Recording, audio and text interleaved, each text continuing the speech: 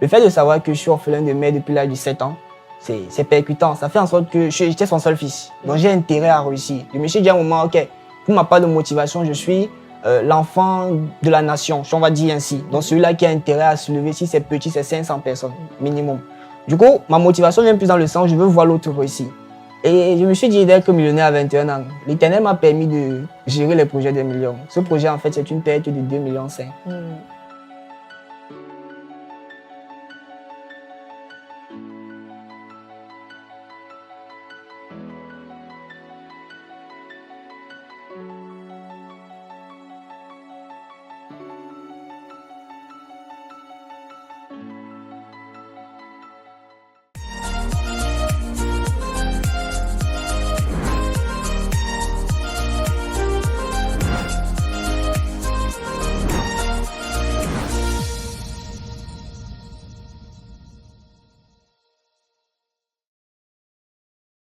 McDonald.com est avec nous ce matin. Bonjour Donald et bienvenue sur MC Business TV. Bonjour Elise, merci encore. Alors avec toi ce matin, on va aborder un sujet délicat, l'échec entrepreneurial. Parce que déjà tu l'as vécu, tu l'as surmonté. Ouais. Raison pour laquelle j'ai décidé vraiment de me centrer sur ce thème avec toi. Et on veut savoir pourquoi la plupart des startups en Afrique aujourd'hui échouent. Bon, déjà, pour ma part, Oui.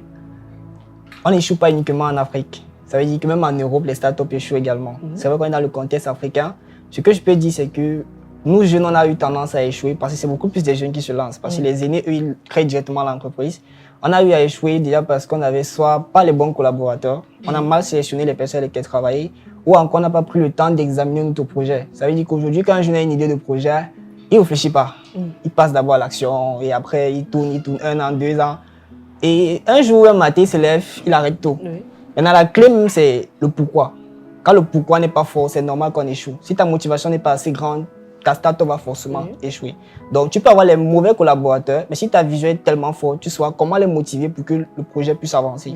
Donc, pour ma part, la plupart des startups échouent en Afrique déjà parce que le pourquoi n'est pas tellement fort, le porteur de projet n'est pas tellement motivé et il n'apprend pas aussi à s'entourer des bonnes personnes et surtout à copier des aînés. Parce qu'aujourd'hui, si je vais lancer un projet qui va faire dans un fast-food, je ne réfléchis pas, je ne vais pas copier peut-être la petite villageoise.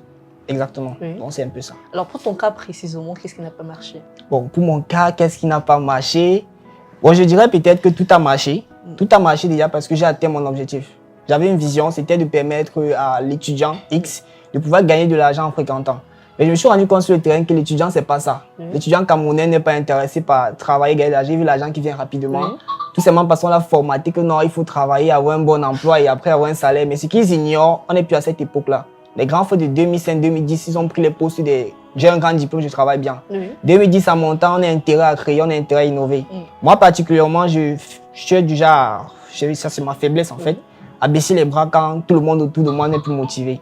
Donc j'essaie quand même, ça y est, je travaille les gars, ils me rendent compte qu'ils sont plus à 110%, comme j'aime souvent le dire. J'essaie de motiver, mais me rends compte non, chacun est intéressé par ça. Ok, je ne vais pas mourir pour les autres. Donc quand c'est comme ça, je me retourne sur moi-même et je passe à autre chose. Donc si j'ai eu à échouer déjà, c'est parce que j'avais peut-être pas autour de moi les bonnes personnes et j'avais pas vraiment le soutien des aînés. Parce que les aînés vont toujours dire ok, c'est bien, on va de l'avant, mais personne ne fait quelque chose de concret pour t'encourager. Mais malgré l'échec, que j'ai pu prendre ça comme une leçon, j'ai pu me relever en fait. Donc je ne m'appesantis pas sur l'échec. Je passe de projet en projet, si je vais dire ainsi, en prenant un max d'expérience. Et aujourd'hui, j'ai compris qu'au lieu de lancer encore un nouveau projet qui va aller dans mon sens à moi seul, mieux vaut lancer un projet qui va permettre d'accompagner les autres jeunes parce qu'ils en ont besoin en fait. Mais lorsqu'on abandonne, où est-ce qu'on trouve justement cette force-là qui nous donne envie de nous relever, de nous challenger et d'aller encore plus loin? Donc moi, je dirais il faut savoir d'où l'on vient. Pour ma part, pour ma petite histoire, ça c'est une parenthèse déjà. Le fait de savoir que je suis orphelin de mère depuis l'âge de 7 ans, c'est percutant. Ça fait en sorte que j'étais son seul fils. Donc j'ai intérêt à réussir. Je me suis dit à un moment, ok, pour ma part de motivation, je suis l'enfant de la nation, on va dire ainsi. Donc celui-là qui a intérêt à se lever, si c'est petit, c'est 500 personnes minimum. Du coup, ma motivation vient plus dans le sens, je veux voir l'autre réussir. La preuve, pour pouvoir devenir milliardaire, il faut que je sois entouré de milliardaires. De telle sorte que le jour où mon milliard finisse, j'appelle chacun, il dépose encore peut-être 1 million ou 10 millions et je redeviens encore milliardaire. Donc ma motivation, c'est plus dans le sens de soulever tout le monde auprès de moi. De telle sorte que chacun de puisse être vraiment très grand, si je vais dire ça ainsi, peut-être afin que demain, moi également, je puisse tomber parce qu'on ne peut jamais être au sommet. Hein. Tu peux être au sommet éternellement. Un jour, tu vas faiblir. Il faudrait donc que quand tu puisses faiblir, au moins parmi les 100 que tu as aidés, 2 ou 3 qui soient reconnaissants. Parce que tous ne seront pas reconnaissants. Donc, c'est un peu de là que vient ma part de motivation. Et je dis, c'est d'où l'on vient. Parce que si tu as vécu une enfance, c'était très triste et sombre, sois-en sûr d'une chose, quand tu vas tomber, tu vas te rappeler de ton passé.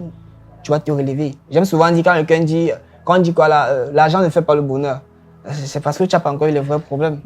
Quand tu as les vrais problèmes, tu te rends compte que tu as l'obligation d'avoir de l'argent. Et pour avoir de l'argent, il n'y a pas de sorcellerie, il faut apporter de la valeur à l'autre. Et lorsque tu échoues, est-ce que c'est évident de relancer le projet sur lequel on échoue? Ou alors on se dit, voilà, j'ai échoué sur tel projet, c'est mieux d'aller chercher un autre, réfléchir sur une autre source de revenus? Bon, pour ma part, les deux sont faisables. Lorsqu'on échoue déjà, c'est vrai, ce n'est pas évident de relancer le même projet. Je vais prendre d'abord ce cas. Pourquoi? Lorsque j'échoue, par exemple, mon premier gros projet qui est Shopify, la boutique des étudiants, tout le monde est certain que le petit l'a échoué, qu'il a fermé, qu'il a abandonné. Mais pour la petite histoire, Shopify revient en janvier 2023. Tout simplement parce que j'ai mieux compris comment fonctionnait le système, j'ai acquis assez d'expérience et j'ai pris le temps de voir où j'avais fauté. Donc lorsqu'on échoue, en fait, il faut juste rentrer en arrière, mettre un terme au projet, c'est une très bonne chose. Abandonner, c'est une très bonne chose. Mais pas abandonner éternellement. Ça veut dire quand je me pose, j'ai perdu. Le local, les actionnaires, les partenaires, tout le monde est de côté. Maintenant, je prends mon temps de recenser tout ce qui s'est passé entre 2019 où je commence à chercher de l'argent, je vais dire ainsi, à 2022 où j'ai eu à échouer avec le projet Shopify. Question de voir qu'est-ce qui n'a pas marché. Et moi, personnellement, j'ai écrit un livre pour ça. Parce que j'avais besoin de m'écrire pour savoir où ça fautait. Quand j'ai vu les erreurs, j'ai dit d'accord, je relance dans le projet, mais en essayant autrement et avec une nouvelle alternative. De l'autre côté, quand un projet échoue également, il ne faut pas juste s'appesantir dessus. En restant sur le même projet ou bien sans voir comment le relancer, il faut penser à mettre un autre projet. Parfois, la solution se trouve ailleurs. Et dans le projet qu'on va lancer, nouvellement créé, il va falloir éviter les erreurs du précédent projet. On apprend de ces erreurs. Mais mon mentor européen, Warren Buffett, lui, il a dit d'apprendre des erreurs des autres. Donc, pour m'en sortir, moi, je regarde par exemple comment est-ce que j'ai eu à échouer, comment l'autre a échoué, comment elle a fait pour arriver à ce niveau. Je condense sur ces erreurs-là et je mets tout ça dans un nouveau projet qui va exceller. Mais en changeant au moins les techniques. Parce que j'aime souvent dire ce qui n'a pas marché hier va forcément marcher aujourd'hui si j'essaie autrement. Alors, ça veut dire que Shopify, c'était 2 ans d'existence avant? Une année. Une année de façon précise, du genre avec l'énergie. Parce qu'avant, une année avant, c'était d'abord Askip Market. Mais Askip Market était trop vaste. Je faisais du dropshipping avec. Du coup, quand j'arrive en septembre, je passe à Shopify, la boutique des étudiants, pour avoir vraiment ma cible et pour que la cible se sente concernée. Shopify, c'était plus le shopping pour la faculté, donc la boutique des étudiants. La boutique des étudiants où les étudiants pouvaient se faire de l'argent. Mais comment est-ce qu'ils devaient procéder pour se faire de l'argent? C'était simple. Je pouvais bien m'asseoir dans ma chambre et je faisais toujours mon e-commerce avec mes campagnes publicitaires, vu que je suis un spécialiste en marketing et publicité. Là, je gagnais mon argent tranquille dans la ville de Douala et Yaoundé. Et donc, ok, je me sentais pas bien en fait. Dès que là, on m'appelle boss, patron, mais je vois un ami, il m'écrit, il a les problèmes de 500, de 2000. Pourtant, moi, j'ai encore réfléchi comment avoir les millions. Ça me faisait un peu mal. Et donc, décidé de permettre à l'étudiant de gagner de l'argent dans mon système. Donc, j'ai mis sur pied une sorte de MLM, de telle sorte que lorsque vous êtes membre de Shopify, l'adhésion était fixée à 10 000 francs. Vous avez la possibilité d'avoir les produits à de très bas prix. Si vous n'avez pas d'argent, vous venez prendre les produits chez moi, vous partez livrer sans problème. Parce que j'ai déjà les fournisseurs, j'ai déjà le stock. Et de l'autre côté, chaque fois que vous vendez un produit, vous avez vos commissions. Donc, je peux être subsidié du genre, il y avait l'administration, où j'étais des amis qui ont travaillé. En bas, on avait les vendeurs qui se chargeaient de nous trouver les clients. Et ils avaient des commissions. Et on avait maintenant les clients en bas. Donc, c'est un peu comme ça que Shopify fonctionnait. Du coup, on a eu une période de 250 étudiants avec qui on travaillait. Donc, quand je décide même de rester calme, où j'ai fait 3 semaines sans parler, c'est 250 personnes qui s'inquiétaient. Et j'ai eu pas mal de messages. Aujourd'hui, il y a même certains qui me détestent encore. Mais je me dis, ils vont comprendre parce que la vision de revenir sur les réseaux, par exemple, en janvier, la page Facebook n'a pas été fermée. On a tendance à dire Facebook, c'est le cœur d'un projet. Si je ne ferme pas une page sur Facebook avec pratiquement 850 000 abonnés, c'est que c'est encore là. Donc, pour relancer ces SEM, je vais faire une campagne publicitaire où je vais annoncer le retour de Shopify. Et chacun va revenir. En fait. Alors, Shopify, en un an, c'était 250 000 étudiants. 250 étudiants. 250, pardon, étudiants. C'était des locaux, des employés. Un local, pas d'employés. J'aime pas le système employé. C'était plus des collaborateurs parce qu'on devait travailler pour gagner de l'argent. Mais malgré toutes les dépenses, mais malgré cela, malgré les chèques, vous avez fermé. Mais aujourd'hui, vous annoncez. Oui, en fait, c'est un retour. La seule différence, c'est que cette fois, ça sera un peu plus mieux. Mieux pourquoi? Parce que j'ai mis sur pied la Vida. La Vida que beaucoup se demandent ce que c'est, parce que je parle juste de la Vida. La Vida, c'est à la fois une marque de vêtements, la Vida, c'est à la fois un fast-food, la Vida, c'est à la fois une marque d'eau, parce qu'il y a certains critères que je vais développer. Maintenant, la Vida, c'est la Vida salle, en fait. C'est le seul projet qui soit légalisé en tant qu'une salle qui va venir sponsoriser dorénavant Shopify. Ça va faire en sorte que Shopify pourra gagner de gros marchés parce que cette fois, on a un soutien. J'avais pas d'abord de soutien. Si oui, j'avais le soutien d'un aîné, mais qui me faisait parfois du chantage, je pouvais donc dire, ok, mais je laisse. Et cette fois-ci, l'étudiant qui sera à la tête, ça ne sera plus moi. Je peux être chez Shopify en tant que directeur marketing. Ou je ne suis plus forcément le boss. Non, je donne la possibilité à un autre jeune de gérer. Et je vais fonctionner avec un système de chaque 3 mois, je varie en fait. Donc chaque 3 mois, on aura un nouveau président à Shopify. Pour permettre à chaque jeune de développer son leadership et de voir comment est-ce qu'il gère les gens, comment est-ce qu'il s'en sort. Donc c'est un peu ça la vision. Alors comment faire pour aider les start-upers à avoir une entreprise fiable? Bon, le premier facteur déjà, je vais demander à l'administration de notre pays de donner la possibilité à chaque jeune de légaliser un projet. Parce que lorsqu'on est une start-up, on se dit, d'après les notions des aînés, que c'est après 3 ans qu'on devient une entreprise, après 5 ans. Pour moi, pas dès lors où tu as eu l'idée, si la première journée déjà passée, que tu as déjà un logo, tu as déjà même pu créer ta page Facebook, en Chine, à l'heure là, tu es déjà une entreprise. Tu peux déjà générer de l'argent, tu peux déjà employer des gens. Donc, si on est dans un territoire où l'administration permet aux jeunes start-upers, sur 6 mois d'existence, qui gagnent, il fait ne serait-ce qu'un chiffre d'affaires de 50 000 par mois, de pouvoir légaliser sa structure dans les 150 000 à 250 000 francs, automatiquement, il va se sentir un peu plus responsable parce qu'on va dire, gars, tu dois payer les impôts. Si tu dois payer les impôts, tu as intérêt que fiable. On te dit, ok, tu as réussi le commerce, tu ne dois plus blaguer, tu dois avoir un site internet, tu es obligé. Du coup, là, ça va rendre la personne un peu plus sérieuse. On va dire, tu dois employer 1, 2, 3 personnes. Il va devenir de plus en plus fiable. Donc, pour ma part, pour mieux encourager les jeunes, bien pour mieux encourager les start-upers à devenir des entreprises fiables, il va falloir déjà de la possibilité d'être légalisé. Parce que quand quelqu'un est légal, là, il ne peut plus blaguer. Aujourd'hui, si je ne ris plus, c'est parce que j'ai un projet, la Vida Salle, qui est en train d'être légalisé. Je ne peux plus blaguer. Si on m'appelle quelque part, quand je cause avec un client, il me dit, et si c'est l'arnaque? Je dis non, je ne peux pas t'arnaquer. Je suis disponible sur Google, je suis sur Facebook, je suis sur Instagram. J'ai fait exprès de créer mes comptes partout pour que tu puisses savoir que non, si je t'arnaque même là, tu aurais les problèmes. Je sais où me chercher. Donc, c'est un peu ça. Alors, super intéressant, vraiment. On va revenir sur Shopify. Avant de fermer, en fait, quel était le chiffre d'affaires et combien est-ce que l'entreprise a perdu et combien est-ce que tu as perdu? Ok, je vais dire Shopify. Shopify. Ok, voilà. merci déjà. En matière de chiffre d'affaires de ce projet, on nageait entre 250 000 à 300 000 francs par mois sur une période de 8 mois en fait. Maintenant, en matière d'investissement, je suis là ayant piloté. Déjà, quand janvier, j'avais mis dans ma tête que je devais être millionnaire à 21 ans parce que je suis âgé de 20 ans. Pour la petite histoire, j'aurais 21 ans le 4 janvier. Et je me suis dit, je devais être millionnaire à 21 ans. L'Éternel m'a permis de gérer les projets des millions. Ce projet, en fait, c'est une perte de 2,5 millions. J'ai condensé de tout le monde, des investisseurs, parce qu'on était dans un local qu'on avait dépensé pratiquement 1,3 million pour l'avoir. Un groupe de 29 jeunes. Ouais, en fait, c'est ça mon truc, rassembler, parce que lorsqu'on est unis, ça part un peu plus vite. Donc, en matière de perte, nous sommes dans les 2 millions. Mais ce n'est pas une perte, parce que c'était plutôt cool, c'était passionnant. Et chacun a pu récupérer son argent. Donc, c'est pour ça, chacun a pu récupérer son investissement. Et c'est ça qui est bien, en fait. Est-ce que je peux conseiller à un jeune de se lancer dans l'entrepreneuriat? Et si oui, comment est-ce qu'il peut procéder pour transformer son entreprise en multinationale? Bon, pour ma part, je ne conseille pas un jeune de se lancer en entrepreneuriat. Et pourquoi? Si tu es jeune, vis ta jeunesse d'abord. Oui.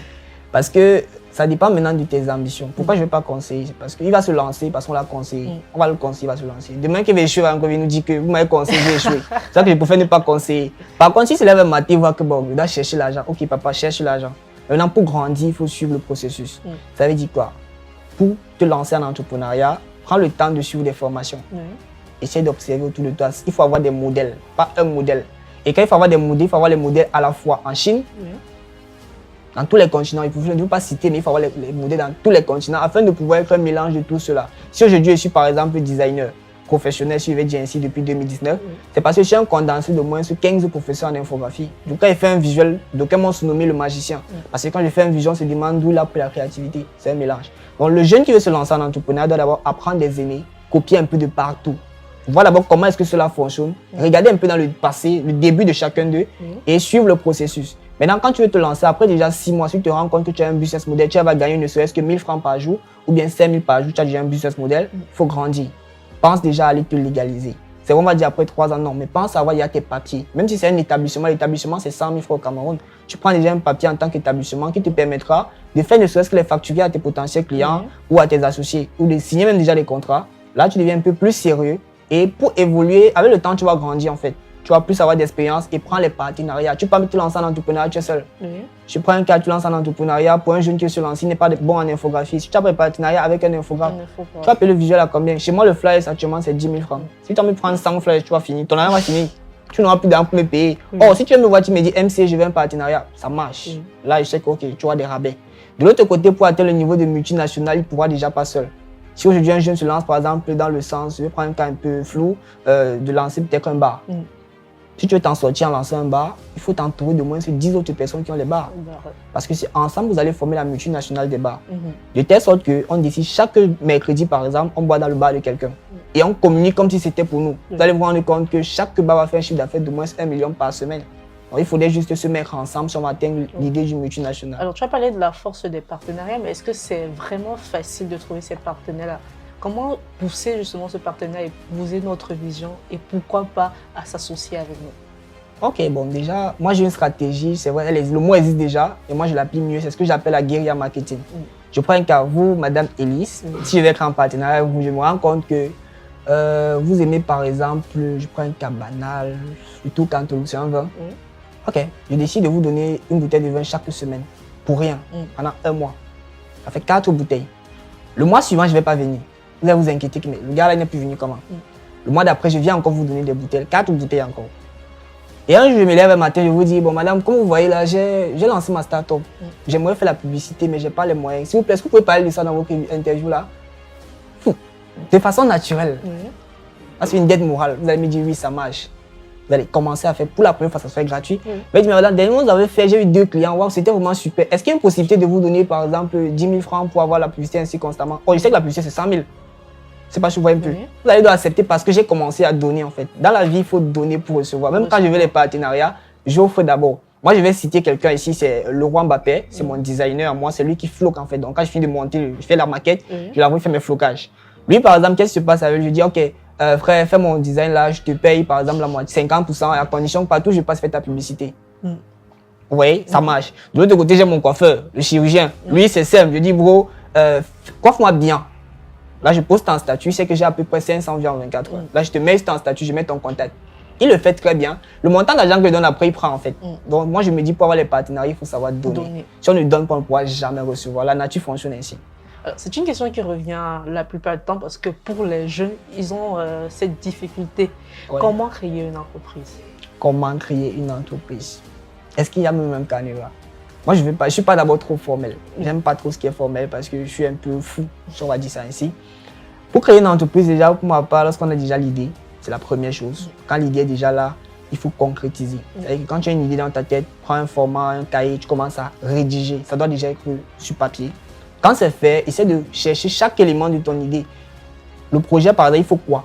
Un designer, ok, tu mets là, il faut un designer. Il faut un communicateur, tu mets, il faut un communicateur. Il faut une secrétaire, tu mets, il faut une secrétaire. Quand tu as recensé tout ce dont tu as besoin, essaie de mettre dans ta tête, matériel dans ta tête, que le fait d'avoir déjà tout ça, la nature va s'arranger en fait, de façon à ce que tu rencontres chaque personne. Moi, j'aime souvent encore pouvoir de la pensée. Tout ce que je veux, moi, je l'ai. Ça prend peut-être du temps, mais je l'obtiens.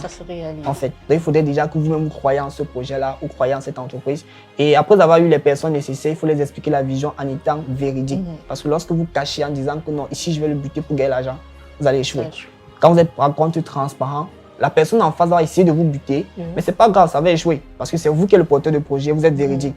De telle sorte que la personne peut venir essayer de vous arnaquer, mais la nature va l'expulser de vous, vous allez avoir une autre personne qui va prendre sa place.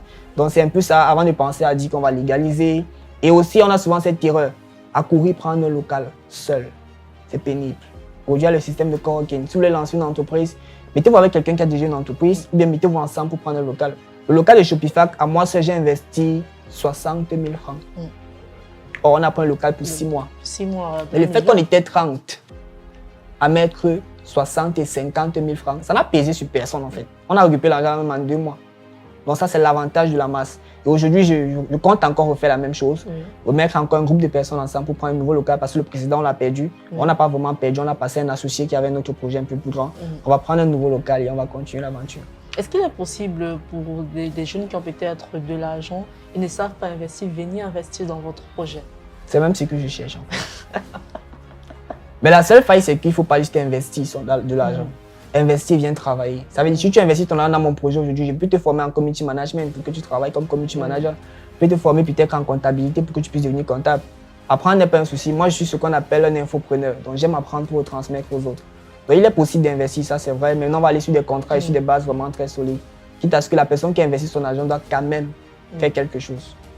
Pourquoi c'est nécessaire en fait que la personne fasse quelque chose? Parce que lorsque tu mets ton argent dans un projet et que tu attends chaque mois, tu as des sources de revenus, c'est un peu comme ces affaires de, je sais pas, les plateformes de multiplication d'argent là. Tu laisses l'argent, ça tourne, après tu n'attends pas. Tu ne fournis aucun effort. La vie est rose pour toi. Mais ce que tu ignores, c'est que du jour au lendemain, quand tu n'es pas en train de travailler, tu ne peux pas contrôler ton argent. Tu te dis à la fin du mois que bon, on a fait 20 000 francs de chiffre d'affaires, pourtant on a fait 200 000. Tu ne vas pas savoir. Pourquoi tu ne vas pas savoir? On va te présenter les documents, c'est vrai. Mais tu ne vas pas savoir. La secrétaire, c'est mon ami, la comptable, c'est moi qui place là-bas. Le banquier, même, c'est mon grand frère. Donc, on gère ça comme on sommes au Cameroun en fait. J'aime souvent dire ça ainsi. C'est pas pour dire que, mais je vais dire c'est la famille. Grand frère, est-ce que tu peux? On va gérer. Par contre, si toi, tu es community manager, premièrement, tu investis ton argent, mais tu as un salaire en plus de community manager. Donc, ça veut dire que ton investissement ne souffre de rien, mais tu as quand même un salaire.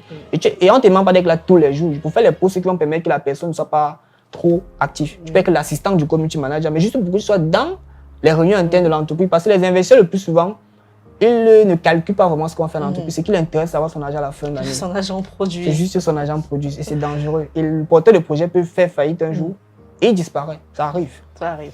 On va terminer avec un mot pour tous ces jeunes-là qui souhaitent se lancer dans l'entrepreneuriat. Un conseil, pourquoi pas une suggestion? Ok, bon déjà, ce que je peux dire à un jeune qui veut se lancer en entrepreneuriat, c'est de se faire former.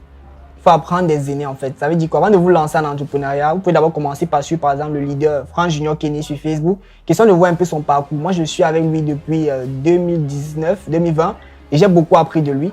Aujourd'hui j'ai pas mal d'expérience grâce à lui. Donc il faut déjà essayer de voir comment on fait nos aînés. Il y en a plusieurs, vous pouvez suivre selon vos systèmes en fait. C'est-à-dire quoi? Si je vais devenir infographe, je suis par exemple le meilleur infographe de sa génération, qui est moi par exemple.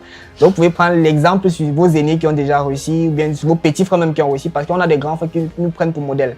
De l'autre côté, il faut penser à se faire former. Vous ne pouvez pas lancer un projet où vous recrutez un community manager sans avoir les bases au moins en marketing digital.